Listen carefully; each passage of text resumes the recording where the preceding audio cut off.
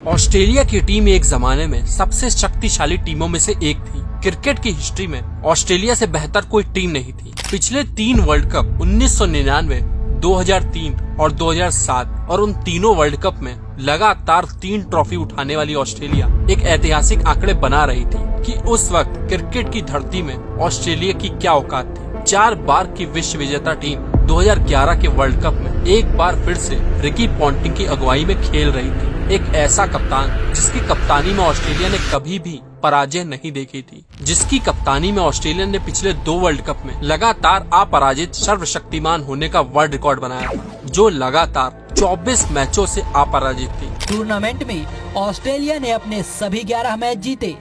इस बार भी कंगारुओं की टीम ने अपने सभी 11 मुकाबले जीते। कुछ ऐसे ही परिस्थितियों में उस कप्तान की निगाहें थी लगातार तीसरी बार तीसरे वर्ल्ड कप में 3 विश्व कप उठाने की, और उस वर्ल्ड कप से वो कप्तान सिर्फ 2 कदम पीछे था और सामने थे धोनी के धुरंधर, जो आज भी बेस्ट टीम प्लेयर्स माने जाते हैं। एक ऐसा कप्तान का सामना होने वाला था, एक ऐसे कप्तान से जिसने 2007 का T20 वर्ल्ड कप अपने होशियारी के दम पर टीम इंडिया को जिताया था। अहमदाबाद के मोटेरा स्टेडियम में यहीं पर फैसला होना था कि कौन है असली बाहुबली। 24 मार्च 2011 आज के दिन या तो ऑस्ट्रेलिया का घमंड टूटने वाला था या फिर वो घमंड जारी रहने वाला था। टीम इंडिया के पास एक तरफ होम एडवांटेज था, वहीं दूसरी ओर उन खूंखार ऑस्ट्रेलिया को एडवांटेज से कोई मतलब नहीं था, जिन्हें ना तो किसी होम से मतलब था और ना ही किसी एडवांटेज से। जिनके सामने होम किसी का भी हो, एडवांटेज तो सिर्फ उनका ही रहता था। पिछले 3 वर्ल्ड कप से अपराजित ऑस्ट्रेलिया आज टीम इंडिया के समक्ष खड़े थे और उनका पास डेटा बता रहा था कि होम ग्राउंड किसी का भी हो, राज तो सिर्फ ऑस्ट्रेलिया ही करेगी। क्रिकेट कहीं पर भी हो, पिछले 3 वर्ल्ड कप से राजा हमेशा ऑस्ट्रेलिया ही होता था। और टीम इंडिया की 2003 और 2007 की हार, वो दर्दनाक पल हम इंडियंस कभी नहीं भूलने वाले। अहमदाबाद के मोटेरा स्टेडियम, जो आज नरेंद्र मोदी स्टेडियम के नाम से जाना जाता है, वो उस दिन घमंड के तबाह होने का गवाह बनने वाला था। 24 मार्च 2011 वर्ल्ड कप 2011 का क्वार्टर फाइनल मैच। नमस्कार, आप देख रहे हो द क्रिक गाय और ये है हमारा एपिसोड नंबर 3, इंडिया वर्सेस कभी ना पराजित होने वाला ऑस्ट्रेलिया की। एक और दिग्गजों से लैस ऑस्ट्रेलिया की टीम थी। इस टीम में एडम गिलक्रिस्ट और मैथ्यू हेडन जैसे दिग्गज ओपनर थे, तो ब्रेट ली और ग्लेन मैस्क्रो की जोड़ी विरोधी बल्लेबाजों के लिए किसी बुरे सपने की तरह थी। वहीं दूसरी ओर धोनी की एक नई नवेली टीम इंडिया, जिनमें कुछ के पास अनुभव पराक्रम विश्व के सबसे दिग्गज खिलाड़ी होने का गौरव हासिल था, परंतु इस गौरव इस पराक्रम के दम पर टीम इंडिया कभी भी वर्ल्ड कप नहीं जीत पाई थी। टीम इंडिया के पास एक कलंक था और वहीं ऑस्ट्रेलिया के पास वो घमंड था, और ऑस्ट्रेलिया का वो घमंड जायज था। जब सिक्का उछालने की बारी आई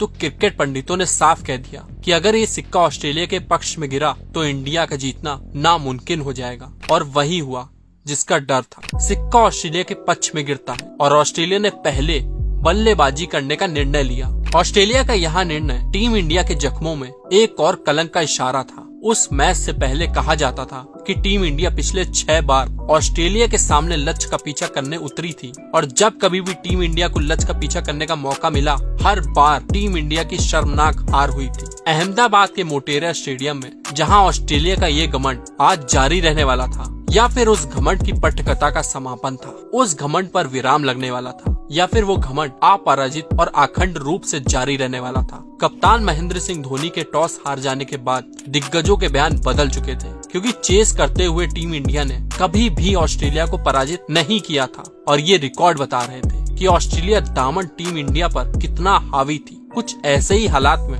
मोटेरा के मैदान में लिखी जाती है ऑस्ट्रेलिया की पराजय की पटकथा। ऑस्ट्रेलिया की ओर से पारी की शुरुआत करने आते हैं शेन वॉटसन और मैथ्यू हेडन। हमेशा की तरह ऑस्ट्रेलिया की शुरुआत शानदार रही, परंतु वॉटसन ज्यादा देर तक मैदान में टिक नहीं पाए और वॉटसन के आउट होते ही मैदान में उतरते हैं ऑस्ट्रेलिया के अपराजित सर्वशक्तिमान योद्धा रिकी पॉन्टिंग। एक ऐसा योद्धा जो अगर मैदान में टिक गया तो वो अकेले दम पर बड़े बड़े दिग्गजों के छक्के छुड़ा देता था, जो ऑस्ट्रेलिया के अभिमान और ऑस्ट्रेलिया की घमंड की वजह था। एक ऐसा कप्तान जो पिछले 3 वर्ल्ड कप से अपराजित था, परंतु इस वर्ल्ड कप में वो कप्तान ऑस्ट्रेलिया का सिर दर्द बन चुका था, क्योंकि इस वर्ल्ड कप में वो कप्तान से 20 की औसत रन से रन बना रहा था। उसके बल्ले की खामोशी टीम इंडिया की खुशी की वजह थी, परंतु उसके बल्ले की खामोशी को देखकर उसमें दम नहीं है ये समझना टीम इंडिया की सबसे बड़ी भूल थी, क्योंकि पूरे वर्ल्ड कप में खामोश रहने वाले Ricky Ponting quarter final match में टीम इंडिया के खिलाफ एक बार फिर से चल गए। एक तरफ ऑस्ट्रेलिया के बल्लेबाज लगातार अंतराल में विकेट गिरा रहे थे, वहीं दूसरी तरफ से कप्तान रिकी पॉन्टिंग अपनी कप्तानी पारी खेल रहे थे। ऐसे हालात में उस कप्तान का लक्ष्य सिर्फ एक ही था कि ऑस्ट्रेलिया टीम के स्कोर को एक ऐसी जगह तक पहुंचाना कि वो स्कोर किसी भी टीम के लिए भेद करना नामुमकिन हो जाए। देखते ही देखते उस कप्तान का शतक लग चुका था। ऑस्ट्रेलिया सम्मानजनक स्कोर तक पहुंच चुके थे। ये रहा ऑस्ट्रेलिया का स्कोर कार्ड। अब शुरू हुई दूसरी इनिंग की शुरुआत। अब टीम इंडिया के सामने 260 रनों का लक्ष्य था, परंतु ये लक्ष्य ऑस्ट्रेलिया के गेंदबाजों के सामने 300 रनों से कम नहीं था। ऑस्ट्रेलिया के अपराजित रथ को रोकने के लिए टीम इंडिया को बनाने थे 261 रन। मोटेरा की धरती में ऑस्ट्रेलिया का वो घमंड आज या तो खत्म होने वाला था या फिर हमेशा की तरह जीवित रहने वाला था। टीम इंडिया के गेंदबाजों ने अपना काम कर दिया और सिर्फ अकेले युवराज नहीं 2 विकेट चटकाए थे। अब बारी थी भारतीय बल्लेबाजों की। टीम इंडिया की ओर से पारी की शुरुआत करने आते हैं क्रिकेट के भगवान सचिन और सहवाग। टीम इंडिया की शुरुआत कुछ खास नहीं रही। टीम इंडिया ने 44 रन के भीतर अपना पहला विकेट सहवाग के रूप में खो चुकी थी, लेकिन गंभीर और क्रिकेट के भगवान टीम इंडिया को संभालने का प्रयास करते हैं, परंतु स्वान टेट की वो गेंद क्रिकेट के भगवान को भी पवेलियन का रास्ता दिखा चुकी थी। ऐसे हालात में टीम इंडिया अपने दोनों धुरंधरों को खो चुकी थी। एक के बाद एक टीम इंडिया के विकेट खो रहे थे। ओपनर्स के आउट हो जाने के बाद कोहली और गंभीर भी टीम इंडिया के साथ छोड़ चुके थे। 168 रनों के स्कोर पर टीम इंडिया अपने 4 विकेट खो चुकी थी और ये मैच जीतने के लिए टीम इंडिया को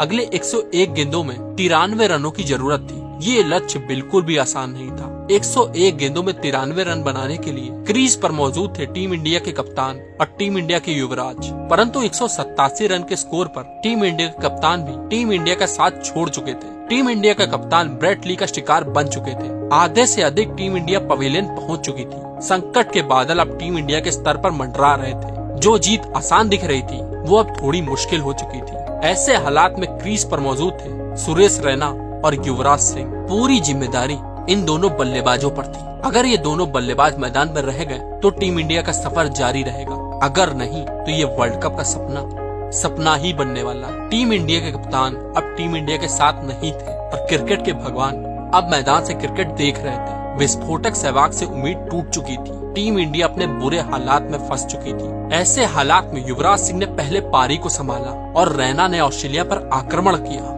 देखते ही देखते दोनों बल्लेबाजों ने 50 रन की पार्टनरशिप की और फिर युवराज सिंह ने अर्धशतक भी लगा दिया। अब ये मैच टीम इंडिया के लिए औपचारिक बन चुका था। ऐसे में ऑस्ट्रेलिया के वो समर्पण का भाव उनके टूटे हुए घमंड को प्रकट कर रहा था। रैना और युवराज के ये शॉट्स ऑस्ट्रेलिया के घमंड को चकनाचूर कर रहे थे। अपने उन जख्मों का वो बदला ले रहे थे जो 2003 और 2007 के वर्ल्ड कप में इन्हें ऑस्ट्रेलिया ने हम भारतीयों को दिया था। युवराज के ये शॉट के साथ ऑस्ट्रेलिया का वो समर्पण देखने लायक था। मोटेरा का ये मैदान ऑस्ट्रेलिया का घमंड ध्वस्त हो चुका था। टीम इंडिया के सर से वो कलंक मिट चुका था जो पिछले बड़े मैचों से टीम इंडिया के साथ चला आ रहा था। उन चेहरों में वो खुशी थी जो 2003 और 2007 के वर्ल्ड कप से गायब थे। उस भारत में वो रवानी थी जो 2003 के वर्ल्ड कप में खो चुकी थी। कुछ इसी जीत के साथ टीम इंडिया सेमीफाइनल में दस्तक दे चुकी थी और सेमीफाइनल में टीम इंडिया का सामना होने वाला था पाकिस्तान से। तो कैसी लगी आपको हमारी ये कहानी? कमेंट सेक्शन में जरूर बताइएगा।